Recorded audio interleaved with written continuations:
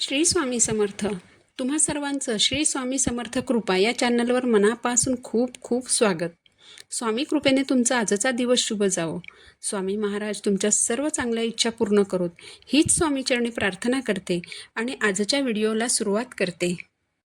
उद्या आहे 21 मे, वार सोमवार आणि उद्या आहे सोमप्रदोष. वैशाख मासातील शुक्ल पक्षातील त्रयोदशी तिथीला सोमप्रदोष व्रत आलेलं आहे. हिंदू धर्मामध्ये प्रदोष व्रत हे महत्त्वाचं मानलं जातं. दर महिन्यात 2 प्रदोष व्रत येतात. आपल्या हिंदू धर्मामध्ये सोमवारचा दिवस हा महादेवांना समर्पित आहे. उद्याचे प्रदोष व्रत सोमवारी आलेले असल्याने या प्रदोषला सोमप्रदोष असं म्हणतात. सोमवार आणि प्रदोष व्रत एकत्र आलेले असल्याने या प्रदोषचे महत्त्व आणखी वाढले आहे. सोमप्रदोषच्या दिवशी महादेवांचं तत्व जागृत असतं आणि ते नेहमीपेक्षा अधिक कार्यरत असतं. सोमप्रदोषच्या दिवशी महादेवांची पूजा करून व्रत उपवास करण्याची परंपरा आहे. या दिवशी महादेवांची भक्तिभावाने आणि श्रद्धेने प्रदोष काळात पूजा केली जाते. आता प्रदोष काळात म्हणजे कधी पूजा करायची तर सूर्यास्तापूर्वी 45 मिनिटे अगोदर ते सूर्यास्तानंतरचा 45 मिनिटे हा काळ प्रदोष काळ मानला जातो. तर या वेळेत उद्या प्रदोषची पूजा करायची आहे. प्रदोषच्या दिवशी महादेवांना प्रसन्न करण्यासाठी त्यांच्या आवडत्या वस्तू महादेवांना अर्पण केल्या जातात. उद्या प्रदोष काळात महादेवांना अभिषेक करून बेलपत्र अर्पण करायचं, अखंड अक्षता अर्पण करायच्या आणि ओम नमः शिवाय या मंत्राचा जप करायचा. त्यानंतर महादेवांची आरती करायची. अशा प्रकारे उद्या सोमप्रदोषच्या दिवशी भक्तीने आणि श्रद्धेने महादेवांची पूजा केल्यास महादेव प्रसन्न होतात आणि भक्ताची झोळी आनंदाने भरतात. यामुळे आपल्या जीवनात सुखाचे आणि प्रगतीचे मार्ग खुले होतात आणि म्हणूनच या विशिष्ट तिथीवर काही विशिष्ट उपाय करायचे असतात. आज या व्हिडिओमध्ये मी तुम्हाला एक उपाय सांगणार आहे. उद्या सोमप्रदोषच्या दिवशी आपल्याला घरात एक फळ घेऊन यायचं आहे. हे फळ आपल्या घरामध्ये आणल्यामुळे आपल्या आयुष्यातील सर्व नकारात्मकता, दुःख, त्रास दूर होणार आहे आणि जीवनामध्ये सुख, समृद्धी येण्याचे मार्ग मोकळे होणार आहेत. त्यामुळे तुम्ही व्हिडिओ शेवटपर्यंत पहा. चॅनलवर नवीन असाल तर चॅनलला सबस्क्राईब जरूर करा. तर सोमप्रदोषच्या दिवशी सकाळी आपल्याला धोत्र्याचं फळ घरात घेऊन यायचं आहे. हे फळ घरात आणल्यामुळे आपल्या घरातील सर्व दोष, नकारात्मकता, घरातील दुःख, अडचणी, संकट नष्ट होतात. हे फळ महादेवांना अतिशय प्रिय आहे. जशी बेलपत्राशिवाय महादेवांची पूजा अपूर्ण मानली जाते, अगदी तसंच धोत्र्याचं फळ अर्पण केल्याशिवाय महादेवांची पूजा पूर्ण होत नाही.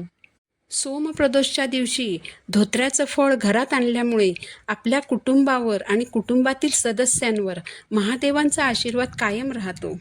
धोत्रा हे फळ अत्यंत विषारी आहे, परंतु हे फळ भगवान शिवशंकरांना अतिशय प्रिय आहे. त्यामुळे महादेवांच्या पूजेत या फळाला मानाचं स्थान आहे. तर हे धोत्र्याचं फळ उद्या सोमप्रदोषच्या दिवशी बाजारातून घरी घेऊन यायचं.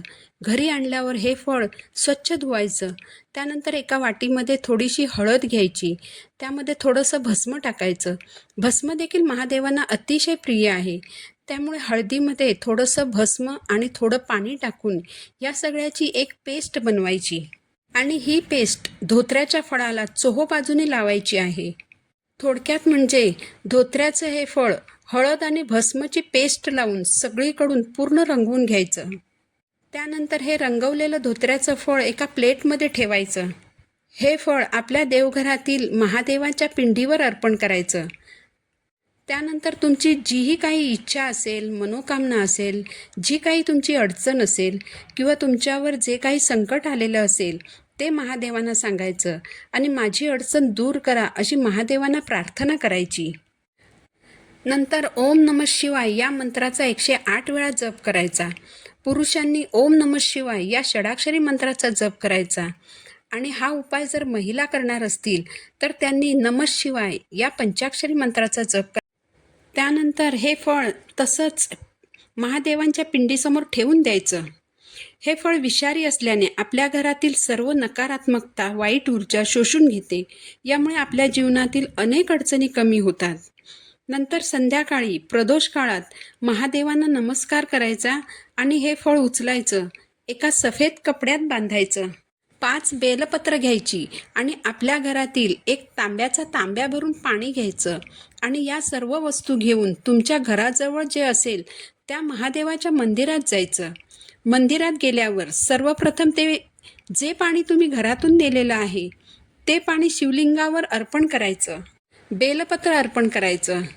बेलपत्र अर्पण करताना बेलपत्राचा जो गुळगुळीत भाग असतो तो शिवलिंगावर टेकवायचा. थोडक्यात काय तर बेलपत्र तुम्हाला पालथं अर्पण करायचं आहे. त्यानंतर तुम्ही घरातून नेलेलं धोत्र्याचं फळ शिवलिंगावर अर्पण करायचं. फळ अर्पण करताना जीही काही तुमची अडचण दूर करण्यासाठी किंवा जी इच्छा पूर्ण होण्यासाठी तुम्ही हा उपाय केला आहे, ती अडचण, ती इच्छा, मनोकामना महादेवांना बोलून दाखवायची आहे आणि माझी इच्छा पूर्ण करा अशी महादेवांना प्रार्थना करायची आहे. भगवान शंकर हे भोळे सांब आहेत. भक्तांच्या हाकेला शीघ्र प्रतिसाद देणारे आहेत. तुमची इच्छा ते नक्कीच पूर्ण करतील.